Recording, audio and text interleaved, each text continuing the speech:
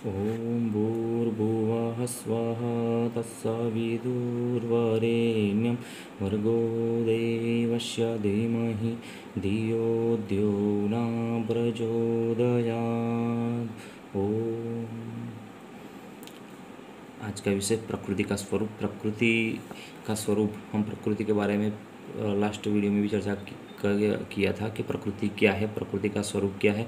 और यह प्रकृति निरंतर चलने वाली अनंत प्रक्रिया है। और यह तीन अनादि सत्ता का बीच हमें चर्चा किया था, ईश्वर, प्रकृति और आत्मा।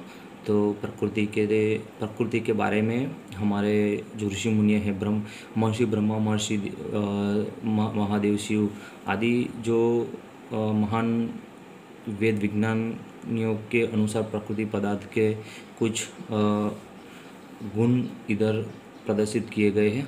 तो इस पदार्थ, जो प्रकृति नामक जो पदार्थ है, कभी उसका अभाव नहीं होता। संपूर्ण सृष्टि बनने के बाद भी यह पदार्थ शेष बचता है। तो यह पदार्थ न जन्म लेता है, न वृद्धि उसकी होती है, न पुराना होता है, न नष्ट होता है। यह पदार्थ संपूर्ण प्रलय काल में भी एक ऐसी प्रलय और सृष्टि उत्पत्ति, ये दोनों सदैव सुरक्षित रहता है अवस्था में, ये दोनों अवस्था में सदा सुरक्षित रहता है। सृष्टि में जितने भी जड़ पदार्थ है, उसमें प्रकृति ही एक ऐसा पदार्थ है, जड़ पदार्थ है, जिसकी कभी उत्पत्ति नहीं होती है और न कभी नाश होता है। तो शेष जितने भी जड़ पदार्थ है, उन सबकी अपनी अपनी आयु है। वो भले हम उसे देखते हैं और नहीं दिखाई देता तो भी, तो लेकिन उसमें जो प्रकृति है वह हमेशा निरंतर है। लेकिन उसमें से बनाए हुए जो पदार्थ होते हैं, वो उसकी आयुष्य निश्चित होती है, लेकिन प्रकृति की कोई आयु होती नहीं है। तो ब्रह्मांड की उत्पत्ति के पूर्व यह पदार्थ संपूर्ण अवकाश रूप आकाश में सब जगह एक रस भरा रहता है। मानो सारा पदार्थ ही हो, जैसे समुद्र में जो पानी है वो पानी में लहरें और लहरों में भी पानी, वैसा ही संपूर्ण ब्रह्मांड में यह पदार्थ एक रस भरा रहता हुआ है। तो यह जड़ पदार्थ की सबसे सूक्ष्म अवस्था होती है। इससे सूक्ष्म अवस्था किसी भी जड़ पदार्थ की होती नहीं है, ब्रह्मांड में कभी भी संभव भी नहीं है। तो यह पदार्थ कण, आकाश, तरंग आदि के रूप में नहीं होता है। महाप्रलय की अवस्था में यह पदार्थ संपूर्ण निष्क्रिय होता है। उस समय इस पदार्थ में कभी भी कोई प्रकार की हलचल नहीं होती है। यह पदार्थ चेतन तत्व के द्वारा निर्मित नहीं होता है। चेतन तत्व यानी ईश्वर, उससे भी निर्मित नहीं होता है। सृष्टि का निर्माण करने के लिए चेतन तत्व इसे प्रेरित अवश्य करता है और विकृत अवश्य करता है, परंतु उससे बनता नहीं है और न इसे बना सकता है। यह पदार्थ की वह स्थिति है जिसे किसी भी तकनीक से कभी भी जाना व ग्रहण नहीं किया जा सकता। आज हमारे पास जो भी टेक्नोलॉजी है, उससे भी सूक्ष्म टेक्नोलॉजी लाके भी यह पदार्थ कभी भी आइडेंटिफाई नहीं किया जा सकता है। इस सृष्टि में जो भी पदार्थ विद्यमान है या होगा, उस सब की उत्पत्ति का मूल कारण यही जड़ पदार्थ प्रकृति है। ब्रह्मांड में कोई भी ऐसा स्थान नहीं है जहाँ यह प्रकृति न हो।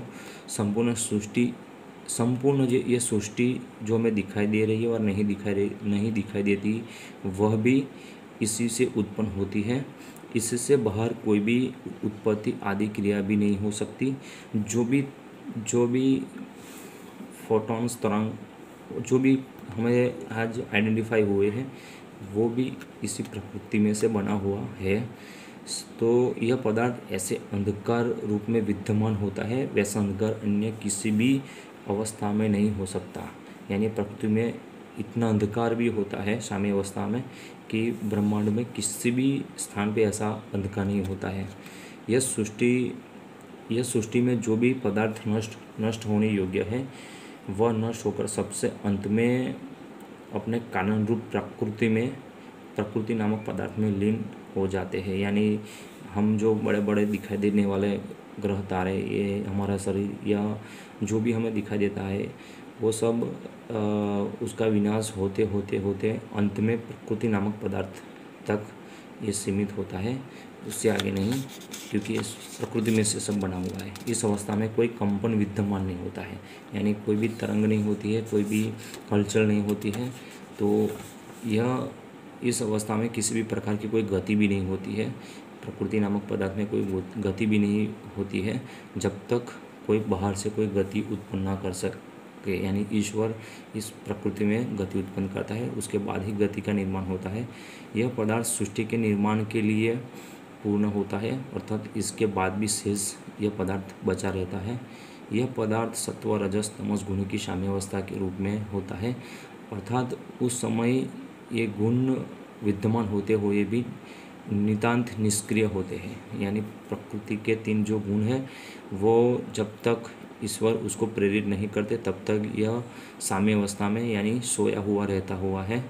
तो यह प्रकृति पदार्थ सभी कणों से लेकर लोग बड़े बड़े जो लोक है, आकाश तत्व आदि सभी उत्पन्न पदार्थों को धारण भी करता है।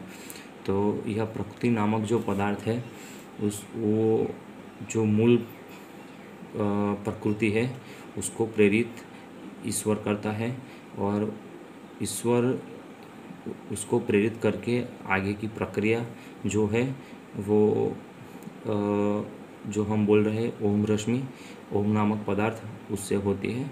तो यह आज ब्रह्मा जी महादेव और ब्रह्मा जी के जो कहे उसकी व्याख्या के अनुसार जो प्रकृति नामक जो पदार्थ है जो कैसा होता है उसकी आज चर्चा की। तो आगे की वीडियो बाद में करेंगे चर्चा। तो आज का विषय इतना ही। ओम शांति।